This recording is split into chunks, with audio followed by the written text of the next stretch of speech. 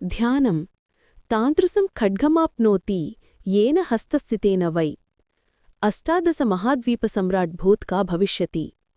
పదార్థవివరణ తాదృశం అలా ఉన్న ఆ రూపమైన ఖడ్గం ఖడ్గం జ్ఞానఖడ్గం అజ్ఞానాన్ని ఛేదించే శక్తి ఆయుధం. ఆప్నోతి పొందుతాడు సాధిస్తాడు. ఏన హస్తస్థితేన వై చేతిలో అలాంటి ఖడ్గం ఉన్నవాడు. అష్టాదశ మహాద్వీప సమ్రాట్ భూత్కా 18 మహాద్వీపాలకు అధిపతిగా సమ్రాట్గా అవుతాడు. భూత్కా భోగాలను అనుభవించేవాడు. భవిష్యతి అవుతాడు పొందుతాడు. తాత్పర్యం ఎవడు చేతిలో జ్ఞానఖడ్గాన్ని ధరించిన అమ్మవారిని ధ్యానిస్తాడో అతడు ఆధ్యాత్మిక శక్తిని పొందుతాడు. అంతేకాక 18 మహాద్వీపాలకు సమ్రాట్లాగా పరిపూర్ణమైన భోగాలను శక్తిని అనుభవించే స్థితిని పొందుతాడు. ఖడ్గం అంటే సాధారణంగా శారీరక ఆయుధం కాదు. ఇది అవిద్యను భయం ఆసక్తిని ఛేదించే జ్ఞానఖడ్గం. అమ్మవారి చేతిలో ఉన్న ఖడ్గాన్ని ధ్యానించడం అంటే మన లోపల ఉన్న మలినాలను తొలగించడానికి ఆమె శక్తిని ఆహ్వానించడం. జీవితం మీద ఉన్న భయం మోహం దుఃఖాన్ని తొలగించుకుని ముందడుగు వేయడం. అష్టాదశ మహాద్వీప సమ్రాట్ అనే పదం బయట ప్రపంచాన్ని పాలించడాన్ని మాత్రమే సూచించదు. మన అంతర్గత భావాలను ఇంద్రియాలను జీవశక్తిని నియంత్రించే సామర్థ్యాన్ని కూడా సూచిస్తుంది. జ్ఞానఖడ్గాన్ని ధరించినవాడు శక్తివంతంగా శాంతంగా సంపూర్ణంగా జీవించగలడు.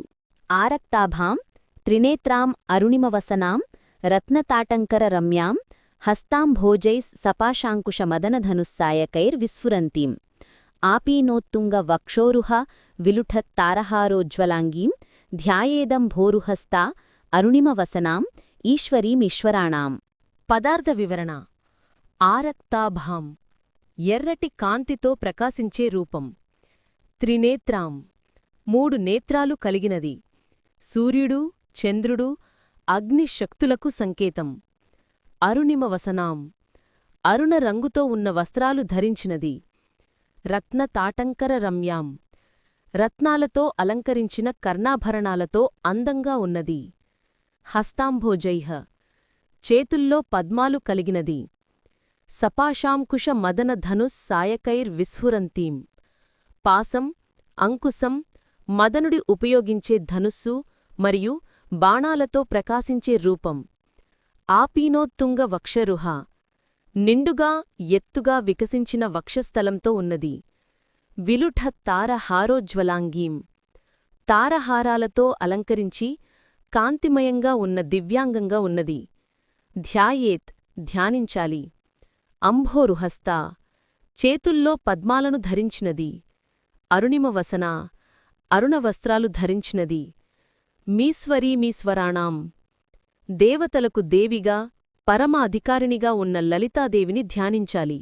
అర్థం ఎర్రటి ప్రకాశంతో వెలిగే రూపంగా 3 నేత్రాలతో ప్రకాశించేలా అరుణవస్త్రాలు ధరించినడిగా రత్నాలతో అలంకరించిన కర్ణాభరణాలతో అందంగా ఉన్నదిగా చేతుల్లో పద్మాలు పాసం అంకుశం మదనుని ధనుస్సు మరియు బాణాలతో ప్రకాశించేలా నిండుగా ఎత్తుగా వికసించిన వక్షస్థలంతో తారహారాలతో అలంకరించి కాంతిమంతమైన రూపంగా దేవతలకు దేవిగా ఉన్న లలితామహాత్రిపుర సుందరీని ధ్యానించాలి.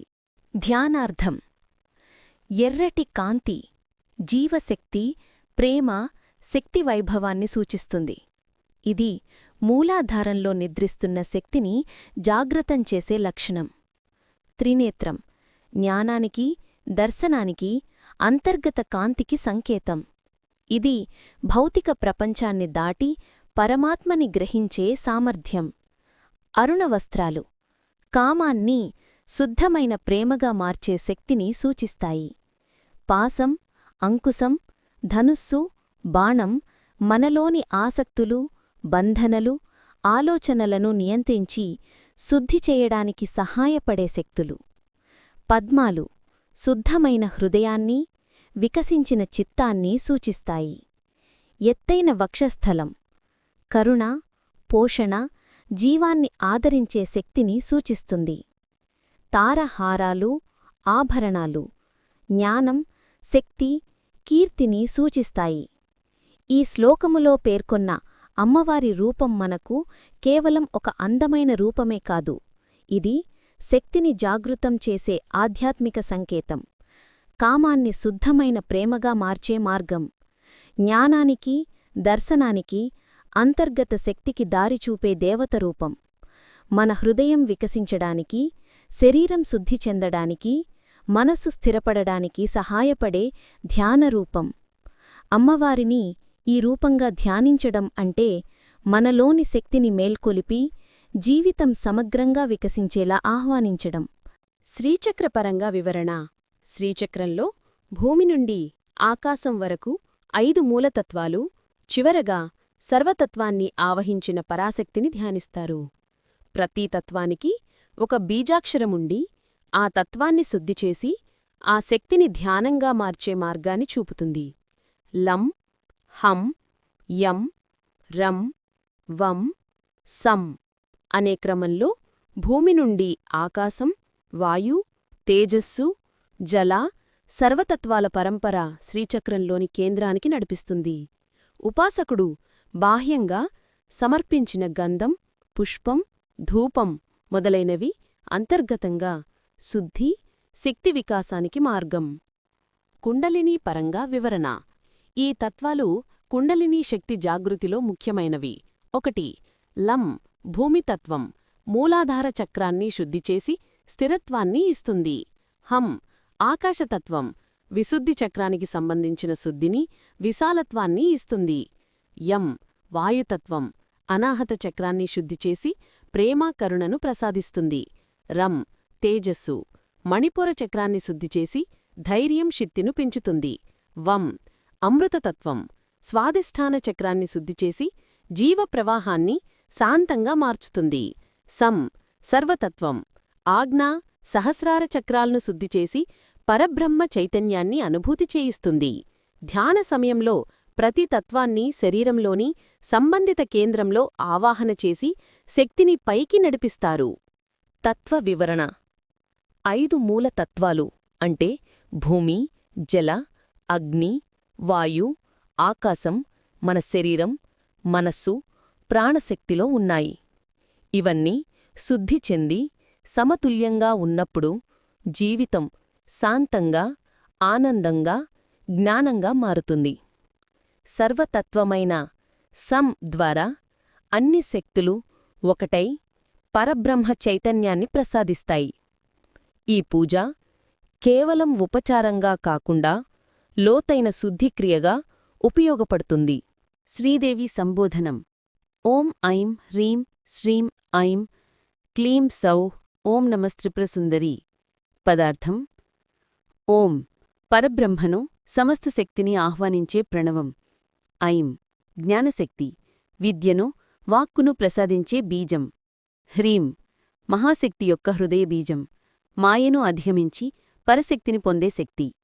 శ్రీం లక్ష్మీతత్వం, ఐశ్వర్యం, కాంతి, కరుణను ప్రసాదించే శక్తి. ఐం రెండవసారి జ్ఞానశక్తిని పునరుద్ధరించేలా ఆహ్వానిస్తుంది. క్లీం కామబీజం, ఆకర్షణ, ప్రేమ, అనురాగాన్ని ప్రసాదించే శక్తి. సౌ పరాశక్తిని పూర్తిగా ఆహ్వానించే శక్తిబీజం, శివశక్తి ఐక్యతకు సంకేతం. ఓం నమస్త్రిపుర సుందరి. ఓ పరమేశ్వరి, 3 లోకాలను ఆకర్షించే సౌందర్యమూర్తిగా ఉన్న త్రిపురసుందరీదేవికి నమస్కారం. తాత్పర్యం: ఓ పరమేశ్వరి త్రిపురసుందరి, జ్ఞానాన్ని ప్రసాదించే ఐం, హృదయాన్ని శుద్ధి చేసే హ్రీం, ఐశ్వర్యాన్ని ప్రసాదించే శ్రీం, ప్రేమను నింపే క్లీం, శివశక్తి ఐక్యతను ప్రతిఫలించే సౌహ వంటి బీజశక్తులతో నిన్ను ఆహ్వానించి నమస్కరిస్తున్నాను. ఇది దేవిని ఆవాహనం చేసే తొలి సంబోధనం. జపానికి ముందు, ధ్యానానికి ముందు, ఉపాసనకు ముందు శక్తిని స్థాపించే పద్ధతిగా ఇది ఉపయోగపడుతుంది. శ్రీచక్రపరంగా వివరణ. ఈ సంబోధనలోని ప్రతి బీజాక్షరం శ్రీచక్రంలోని వేర్వేరు త్రికోణాలు, మండలాలు, శక్తులని సూచిస్తుంది. ఐం వాగ్దేవీ శక్తి, అనాహతం, విశుద్ధిలో శుద్ధిని ప్రసాదిస్తుంది. హ్రీం మాయను అధిగమించే శక్తి, హృదయానికి శుద్ధి ఇచ్చి భక్తిని జాగృతం చేస్తుంది. శ్రీం లక్ష్మీతత్వం, మణిపూర, అనాహట కేంద్రాలను సమతుల్యం చేసి ఐశ్వర్యాన్ని ప్రసాదిస్తుంది. క్లీం ఆకర్షణ శక్తి, మూలాధార, స్వాదిష్టాన చక్రాలను జాగృతం చేస్తుంది. సౌః శివశక్తి ఐక్యత, సహస్రార చక్రాన్ని ప్రకాశింపచేస్తుంది. కుండలినీ పరంగా వివరణ. ఈ సంబోధన ద్వారా శక్తిని ఆహ్వానించినప్పుడు మూలాధారం నుండి సహస్రారం వరకు శక్తి పైకి ఎగసేలా మార్గం సిద్ధమవుతుంది. జ్ఞానాన్ని ప్రసాదించే ఐం, శుద్ధిని ప్రసాదించే హ్రీం, ఐశ్వర్యాన్ని ప్రసాదించే శ్రీం, ప్రేమను ప్రసాదించే క్లీం, పరశక్తిని ప్రసాదించే సౌః అన్నీ కలిసి మన అంతరంగాన్ని పవిత్రంగా మార్చుతాయి. శరీరం, మనస్సు, ప్రాణశక్తిని సమతుల్యం చేసి ఆధ్యాత్మిక వికాసానికి మార్గాన్ని చూపుతుంది. తత్వ వివరణ. ఇది కేవలం జపానికి ముందు పలకాల్సిన మంత్రం కాదు, ఇది శక్తిని ఆహ్వానించే విధానం. జ్ఞానం, శుద్ధి, ఐశ్వర్యం, ప్రేమ, పరమశక్తిని సమన్వయం చేసి జీవితాన్ని సంపూర్ణంగా మార్చే సాధనంగా ఇది ఉపయోగపడుతుంది. త్రిపుర సుందరీదేవిని ధ్యానించడమంటే బాహ్యంగా మాత్రమే కాదు, అంతర్గతంగా కూడా శక్తిని స్థాపించడం. ఆమె జ్ఞానరూపిణి, ప్రేమరూపిణి, ఐశ్వర్యరూపిణి, పరశక్తి స్వరూపిణి. ఆమెను సంబోధించటమంటే మన హృదయంలోని భయం, సందేహం, అలసటను తొలగించి శక్తిని నింపుకోవడం. ఆమె కృపతో జీవితంలోని అన్ని కోణాలు సమతుల్యంగా, శాంతిగా మారతాయి.